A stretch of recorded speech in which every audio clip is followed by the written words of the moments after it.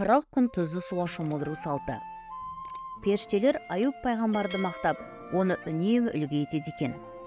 Олардың әңгімесін естіп қалған ібіліс Тәңірдің дәргейіне барып, періштелер Аюб құлыңды сабырлы, мықты тақуа адам деп мақтап жатыр. Ол 4 құбыласы түгел, жегені алдында, жемегені артында, бала шағасы дінаман, айналасына сыйлы, дәулеті шалқып тұрған уайымсыз адам. Егер оған шын қиындық туатын болса, басымен қайғы боп, сені еске алуға мұршасы болмас еді. Сенбесең, оны сынақ қалуға маған рұқсат бер, дейді. Тәңірі рұқсат етеді.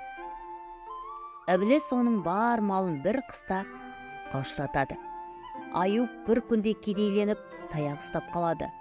Артынша бала шағасына қаза жетеді. Ағайынмен арада араз әңгімелер өршиді. Бірақ Аюб сонда да сыр бермей құлшылық тағатын үзбейді. Айла шарғысы таусылған ібіліс оның денсаулығына ауыз салады. Артынша оның денесі жидіп, шірей бастайды. Бүкіл тәнін құрттар қаптайды. Аюб өлі мен тірінің арасындағы өлімші халге түседі. Сонда да тіні мен жүрегі Тәңірге зікір айтып тұра береді. Ібіліс оның иманын ұрлай алмай, ақыры жеңіледі. Хақ Тағала құлының төзімі мен сабырына риза болып, жерден шипалы бұлақ шығарады. Аюб Құдайдың әмірімен сол суға 40 күн шомылып, әбден ширап, тәні сауығып, аман қалады. Осыдан бастап, өлі мен тірінің арасына жатқан адамды 40 күн шомылдыратын дәстүр қазақ арасында пайда болыпты.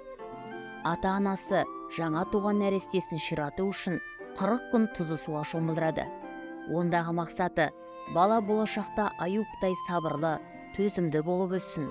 Өмір жолында кездесетін барлық қиындықтарға мойымайтын мықты тұлға болып өссін деп ырымдаған екен.